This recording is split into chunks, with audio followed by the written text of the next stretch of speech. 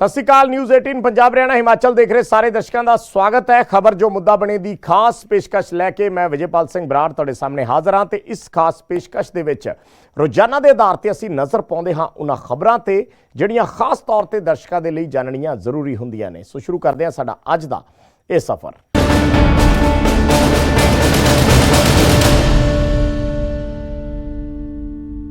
खबर हिमाचल के परवाणू तो है, जिथे अज अचानक 11 लोगों की जान हवा चटक गई। जदों ये लोग टिंबर ट्रेल ते सवार सी तां तकनीकी खराबी दे करके एक केबल कार अध विचाले ही रुक गई ते फिर शुरू होया रेस्क्यू ऑपरेशन ते काफ़ी मशक्कत तो बाद इन्हां नूं सुरक्षित बचा लिया गया।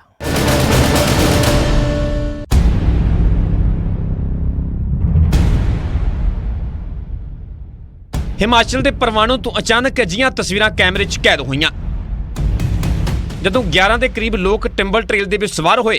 टिंबर ट्रेल स्टार्ट हुई, टीचा होटल तक पहुंचना सी, पर तकनीकी खराबी के कारण टिंबर ट्रेल अध विचाले ही रुक गई ते 11 जिंदगियां हवा दे विच लटक गईयां। प्रशासन नूं अचानक हत्थां पैरां दी पै गई। मौके ते प्रशासनिक अधिकारी भी पहुंच गए, एनडीआरएफ की भी मदद ली गई ते उपरों टिंबर ट्रेल दे विच फसे लोग सहमे हुए सन। चेहरे ते घबराहट साफ झलक रही सी ते एक वीडियो जारी करके मदद की गुहार लगाई। बुजुर्ग लेडीज है और बुजुर्ग लोग हैं रस्सी से उतारने की बातें कर रहे हैं हमारे को, और कभी कहते हैं रस्सी से उतारेंगे, कभी कह रहे हैं मेरे पैर में नहीं जा दर्द सकते। है। हम लोगों की एज भी है, देखो हम लोग नहीं कर पाएंगे रस्सी से उतरना नीचे। वक्त अपनी रफ्तार दे नाल लंघ रिहा सी ते ट्राली दे विच फसे लोकां दी चिंता भी वधदी जा रही सी ते दूजे पासे प्रशासन ने एनडीआरएफ ते स्थानक लोकां दी मदद दे नाल मोर्चा संभालिया होया सी। जमीन तो करीब 700 मीटर की उचाई तो लोगों को हेठां उतारना चुनौती जरूर सी, पर इस दे बावजूद रेस्क्यू ऑपरेशन वख-वख पड़ावां दे विचों गुजरिया सी ते आखिरकार कामयाबी मिलनी भी शुरू हुई ते एक-एक करके लोगों को रेस्क्यू करन दा सिलसिला शुरू होया ते फिर थोड़ी देर तक ही सारे लोगों को सुरक्षित रेस्क्यू कर लिया गया ते आखिरकार टिंबर ट्रेल दे विच फसे लोगों ने सुख दा साह लिया। मीडिया के नंबर हमने नेट से निकाले, उस पर हमने अपना वीडियो बना करके भेजा कि भी हमारी हेल्प करें हमें निकालने के लिए। तो उसके बाद जो है कुछ देर के बाद फिर रिस्पॉन्स, हम परिवार के 10 लोग थे। वैसे जिवें लोगों के टिंबर ट्रेल दे विच फसे होने की खबर आई तो सरकार तक भी हरकत नजर आई। खुद सीएम जयराम ठाकुर हरकत दे विच नजर आए। घटना वाली जगह का भी दौरा किया गया ते सुरक्षित बचाई लोगों के नाल मुलाकात की ते पूरे मामले की जांच करवाउण दी भी गल कही। से सारी बात को लेकर के जांच करेंगे, रिपोर्ट तो उसमें होगी क्योंकि नेशनल इशू बन चुका है ये, और इसकी रिपोर्ट आने के बाद फिर आगामी जो बात होगी। खैर गनीमत रही कि सारे लोगों को सुरक्षित बचा लिया गया। जिक्रयोग है कि साल 1992 के विच भी अजिहा हादसा वापर चुका है। उस वेले भी 11 लोग टिंबर ट्रेल दे विच फस गए सन ते 30 साल बाद फिर अजिहियां तस्वीरां कैमरे दे विच कैद होईयां ने। इस हादसे की मुख वजह की रही ये तां जांच के बाद ही साफ होवेगा। परवाणू तो कीर्ति कौशल दे नाल उमेश शर्मा, न्यूज़ 18 पंजाब। मोगा च उस वेले सनसनी फैल गई जदों गैंगस्टर दविंदर बंबीहे दे पिंड बंबीहा दे एक किसान दे घर ते सवेरे सवेरे अणपछाते व्यक्तियों ने फायरिंग कर दी। किसान नूं कुछ दिन पहला ही 5 लाख रुपए की रंगदारी दे लई WhatsApp कॉल आई सी। मामले च गैंगस्टर एंगल ते भी शक जताया जा रहा है। पूरा मामला इस रिपोर्ट के जरिए दिखाने।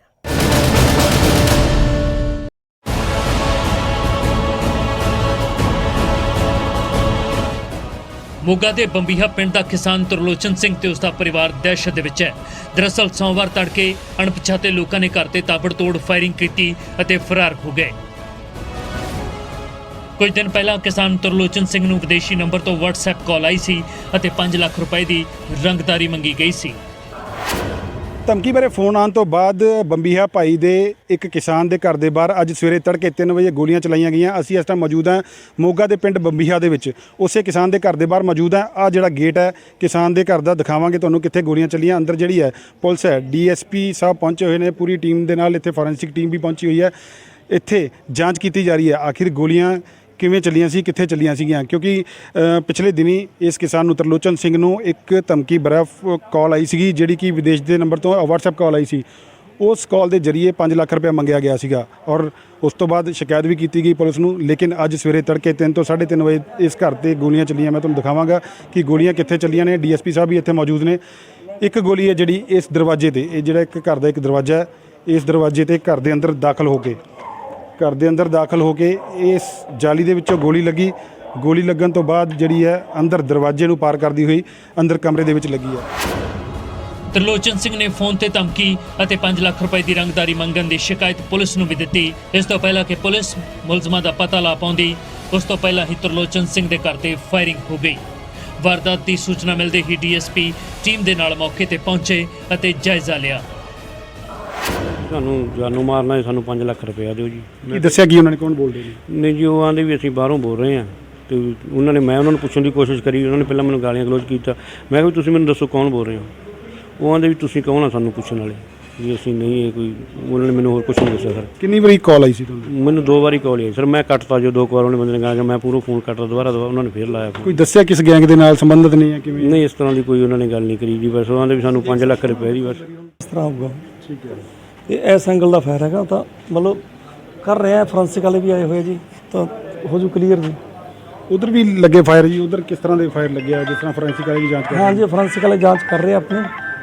ਉੱਥੇ 2 ਸਾਨੂੰ ਬੁਲੇਟਸ ਦੀ ਜਿਹੜੀਆਂ ਬੋਰੀਆਂ, ਸਪੈਸ਼ਲ ਗੈਂਗ ਦਾ ਨਾਮ ਨਹੀਂ ਹੈ, ਬਸ ਜਿਹੜਾ ਹੈਗਾ ਜਿਹੜੀ ਅਸੀਂ ਆਪਣਾ ਜਿਹੜਾ ਟੈਕਨੀਕਲ ਵਰਕ ਉਹ ਕਰ ਰਹੇ ਹਾਂ, ਮਤਲਬ ਕਲੀਅਰ ਹੋ ਜੂਗਾ ਜੀ ਕੋਈ।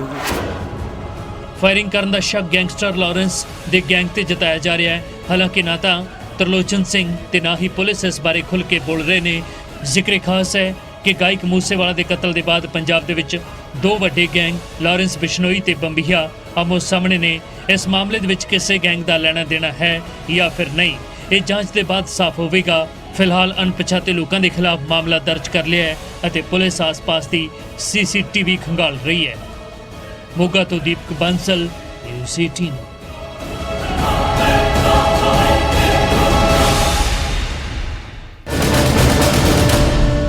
ਗੁਰੂ ਕੀ ਨਗਰੀ 'ਚ ਇੱਕ ਵਾਰ ਮੁੜ ਗੋਲੀਆਂ ਚੱਲੀਆਂ ਨੇ ਤੇ ਜਿਸ ਦੌਰਾਨ ਇੱਕ ਨੌਜਵਾਨ ਦੇ ਸਿਰ 'ਚ ਗੋਲੀ ਲੱਗੀ। 19 ਸਾਲਾਂ ਦਾ ਇਹ ਨੌਜਵਾਨ ਜ਼ਿੰਦਗੀ ਤੇ ਮੌਤ ਦੀ ਲੜਾਈ ਲੜ ਰਿਹਾ ਹੈ। ਸੋਮਵਾਰ ਨੂੰ ਵੀ ਬਾਬਾ ਬਕਾਲਾ ਦੇ ਵਿੱਚ ਗੋਲੀ ਚੱਲਣ ਦੀ ਵਾਰਦਾਤ ਹੋਈ ਤੇ ਇਸ ਗੋਲੀ ਦਾ ਸ਼ਿਕਾਰ ਹੋਇਆ ਰਿਸ਼ੀਵੰਤ।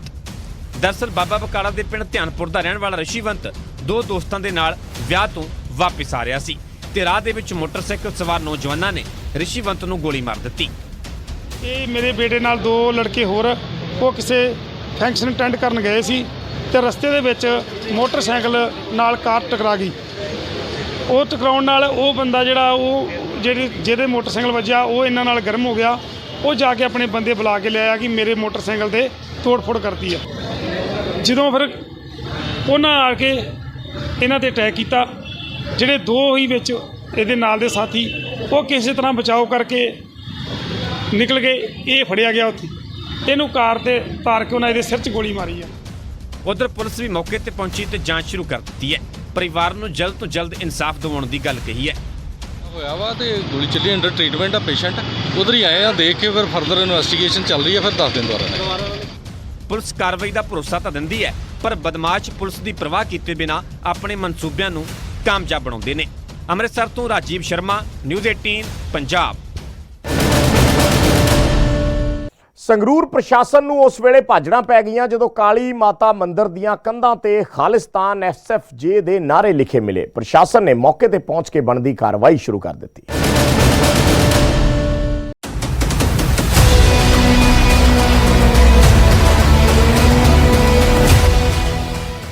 ਠੀਕ ਸੰਗਰੂਰ ਜ਼ਿਮਨੀ ਚੋਣ ਤੋਂ ਪਹਿਲਾਂ ਹੋਰ ਜ਼ਿਲ੍ਹਿਆਂ ਦੇ ਵਾਂਗ ਸੰਗਰੂਰ ਦੇ ਵਿੱਚ ਵੀ ਬੀਤੀ ਰਾਤ ਖਾਲਿਸਤਾਨ ਜ਼ਿੰਦਾਬਾਦ ਦੇ ਨਾਅਰੇ ਲਿਖੇ ਗਏ। ਇਹ ਨਾਅਰੇ ਪ੍ਰਸਿੱਧ ਕਾਲੀ ਮਾਤਾ ਮੰਦਿਰ ਦੇ ਗੇਟ ਤੇ ਕੰਧਾਂ ਤੇ ਲਿਖੇ ਮਿਲੇ ਨੇ। न सिर्फ नारे लिखे बल्कि वीडियो भी वायरल कर दी गई। सूचना मिलते प्रशासन फौरी तौर पर मौके पर पहुंचे ते छेती तो पहला इन्हां नारियां नूं पेंट करवा के मिटा दिता गया।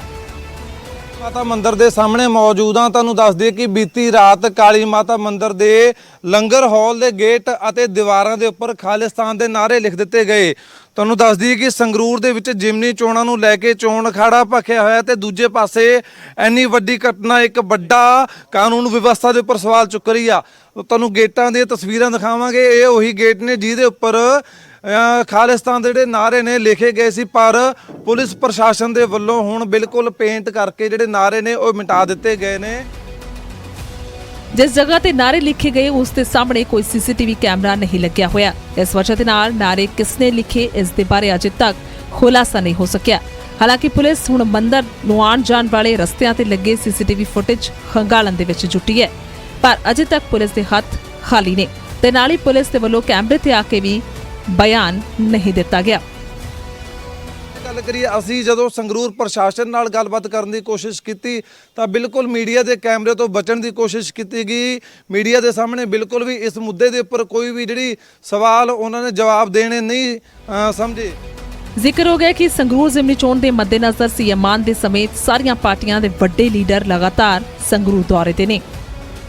ਸੰਗਰੂਰ ਦੇ ਵਿੱਚ ਜਿਮਨੀ ਚੋਣਾਂ ਨੇ 23 ਜੂਨ ਨੂੰ ਸੰਗਰੂਰ 'ਚ ਜਿਮਨੀ ਚੋਣਾਂ ਪੈਣੀਆਂ ਨੇ, 26 ਜੂਨ ਨੂੰ ਰਿਜ਼ਲਟ ਆਉਣਾ। ਵੱਡੀਆਂ ਪਾਰਟੀਆਂ ਦੇ ਲੀਡਰ ਸੰਗਰੂਰ ਦੇ ਵਿੱਚ ਆ ਕੇ ਚੋਣ ਪ੍ਰਚਾਰ ਕਰ ਰਹੇ ਨੇ, ਪਰ ਉਸ ਤੋਂ ਪਹਿਲਾਂ ਇੱਕ ਵੱਡੀ ਘਟਨਾ ਵਾਪਰਦੀ ਆ। ਬੀਤੀ ਰਾਤ ਸੰਗਰੂਰ ਦੀ ਕਾਲੀ ਮਾਤਾ ਮੰਦਿਰ ਦੇ ਲੰਗਰ ਗੇਟ ਹਾਲ ਦੇ ਸਾਹਮਣੇ ਗੇਟ ਦੇ ਉੱਪਰ ਜਿਹੜੇ ਖਾਲਿਸਤਾਨ ਜਿੰਦਾਬਾਦ ਦੇ ਜਿਹੜੇ ਨਾਅਰੇ ਨੇ ਉਹ ਲਿਖ ਦਿੱਤੇ ਜਾਂਦੇ ਨੇ ਤੇ ਇਸ ਤੋਂ ਪਹਿਲਾਂ ਫਰੀਦਕੋਟ ਅਤੇ ਫਿਰੋਜ਼ਪੁਰ ਦੇ ਵਿੱਚ ਵੀ ਖਾਲਿਸਤਾਨ ਜ਼ਿੰਦਾਬਾਦ ਦੇ ਨਾਅਰੇ ਲਿਖੇ ਜਾ ਚੁੱਕੇ ਨੇ। ਜ਼ਿਕਰਯੋਗ ਹੈ ਕਿ ਸੰਗਰੂਰ ਦੇ ਵਿੱਚ ਚੋਣ ਜ਼ਾਬਤਾ ਲੱਗਿਆ ਹੋਇਆ ਹੈ ਅਤੇ 23 ਜੂਨ ਨੂੰ ਵੋਟਾਂ ਪੈਣੀਆਂ ਨੇ। ਸੰਗਰੂਰ ਤੋਂ ਚਰਨਜੀਤ ਕੌਸ਼ਲ, ਨਿਊਜ਼ 18 ਪੰਜਾਬ।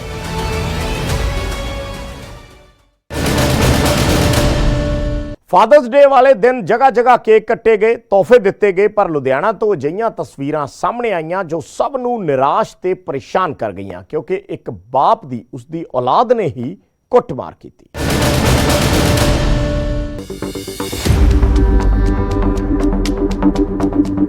ਇੱਕ ਪਾਸੇ ਤਾਂ ਸਾਰੇ ਦੇਸ਼ ਦੇ ਵਿੱਚ ਫਾਦਰ ਡੇ ਦੇ ਜਸ਼ਨ ਮਨਾਏ ਗਏ, ਕੇਕ ਕੱਟੇ ਗਏ ਤੇ ਤੋਹਫੇ ਦਿੱਤੇ ਗਏ, ਪਰ ਲੁਧਿਆਣਾ ਦੇ ਵਿੱਚ ਫਾਦਰ ਡੇ ਦਾ ਬੱਚਿਆਂ ਨੇ ਅਜਿਹਾ ਤੋਹਫਾ ਦਿੱਤਾ ਜਿਸ ਨੇ ਇਨਸਾਨੀਅਤ ਨੂੰ ਸ਼ਰਮਸਾਰ ਕਰ ਦਿੱਤਾ ਹੈ, ਕਿਉਂਕਿ 3 ਪੁੱਤਰਾਂ ਤੇ 1 ਧੀ ਨੇ ਤੋਹਫੇ ਦੇ ਰੂਪ ਵਿੱਚ ਆਪਣੇ ਪਿਤਾ ਦੀ ਕੁੱਟਮਾਰ ਕੀਤੀ ਅਤੇ ਉਸ ਨੂੰ ਦਰਖਤ ਦੇ ਨਾਲ ਨੂੜ ਕੇ ਬੰਨ੍ਹ ਦਿੱਤਾ।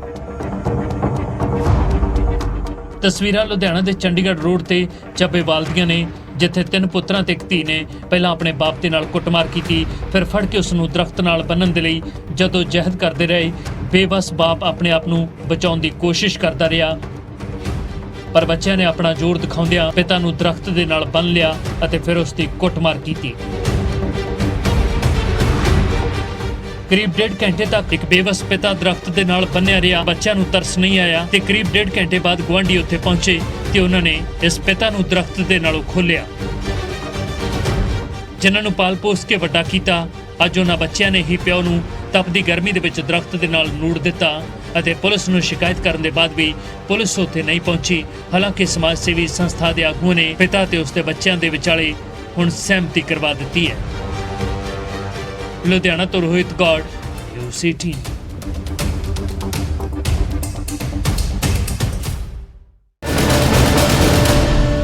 ਸੈਨਾ 'ਚ ਭਰਤੀ ਦੀ ਨਵੀਂ ਸਕੀਮ ਅਗਨੀਪਥ ਦੇ ਖਿਲਾਫ ਭਾਰਤ ਬੰਦ ਦਾ ਮਿਲਿਆ ਜੁਲਿਆ ਅਸਰ ਦੇਖਣ ਨੂੰ ਮਿਲਿਆ। ਭਾਰਤ ਬੰਦ ਦੀ ਕਾਲ ਨੂੰ ਦੇਖਦੇ ਹੋਏ ਪੰਜਾਬ, ਹਰਿਆਣਾ ਤੇ ਹਿਮਾਚਲ ਦੇ ਵਿੱਚ ਚੱਪੇ-ਚੱਪੇ ਤੇ ਪੁਲਿਸ ਤੈਨਾਤ ਕੀਤੀ ਗਈ ਸੀ।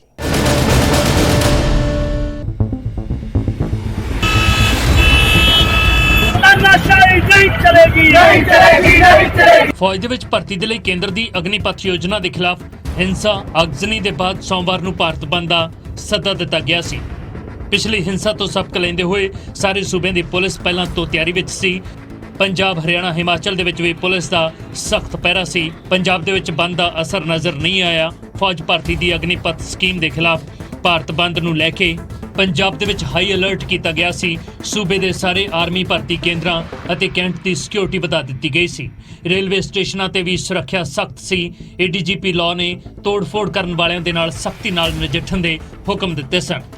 ਪੰਜਾਬ ਪੁਲਿਸ ਦੇ ਨਾਲ ਕੇਂਦਰੀ ਸੁਰੱਖਿਆ ਬਲਾਂ ਨੂੰ ਵੀ ਅਲਰਟ ਤੇ ਰੱਖਿਆ ਗਿਆ ਸੀ।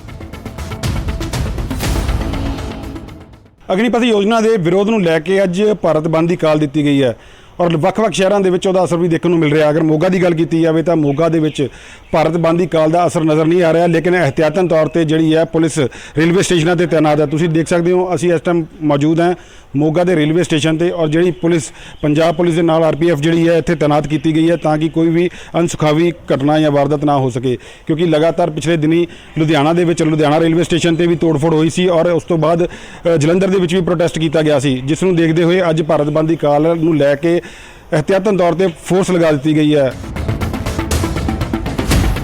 ਹਰਿਆਣਾ ਦੇ ਜੀਂਦ ਬੱਸ ਸਟੈਂਡ ਤੇ 65 ਪੁਲਿਸ ਮੁਲਾਜ਼ਮਾਂ ਦੀ ਤੈਨਾਤੀ ਕੀਤੀ ਗਈ। ਜ਼ਿਲ੍ਹੇ ਭਰ ਦੇ ਵਿੱਚ ਨਾਕੇ ਲਾਏ ਗਏ।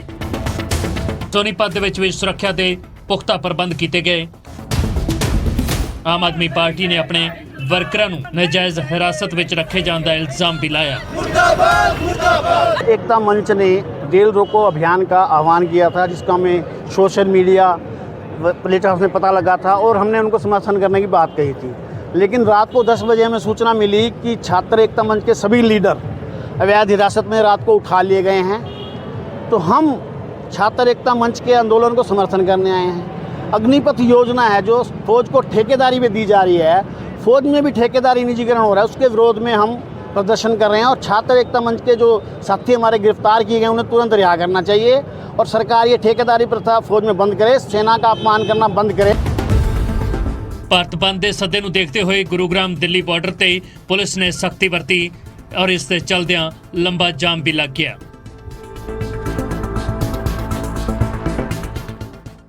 दिल्ली में विरोध प्रदर्शन की आशंका के चलते दिल्ली पुलिस ने दिल्ली गुरुग्राम बॉर्डर पर काफी सख्ती कर दी है और इसी सख्ती की वजह से दिल्ली गुरुग्राम एक्सप्रेस वे पर एक लंबा जाम लग गया है। इस वक्त आप तस्वीरों में देख पाएंगे कि जो जाम है ये दिल्ली गुरुग्राम बॉर्डर से लेकर के और गुरुग्राम के इक्को चौक तक करीब 5 किलोमीटर ये लंबा जाम जो है लग चुका है। सुबह 9 बजे ही दिल्ली पुलिस ने सख्ती बढ़ा दी थी, जिसके चलते जो लोग भी दफ्तर से जाने के लिए निकले थे अपने घरों से, वो लोग इस जाम में फंस गए और करीब 2 घंटे से भी ज़्यादा तक ये जो जाम है ये लगा हुआ है और इसमें काफ़ी लोग जो है वो जाम में फंस गए हैं। एक पासे जिथे अग्निपथ योजना का विरोध हो रहा है तो दूजे पासे फौज ने साफ कर दिता है कि स्कीम वापस नहीं होगी। प्रधानमंत्री नरेंद्र मोदी ने भी कहा कि उन्होंने सरकार ने पिछले 8 सालों के स्पेस ते डिफेंस सैक्टर के नौजवानों के लिए राह खोल दिते ने, यानी अग्निपथ ते हो रहे विवाद के विचाले सरकार अपने फैसले ते अड़ी हुई है। Bureau report news 18।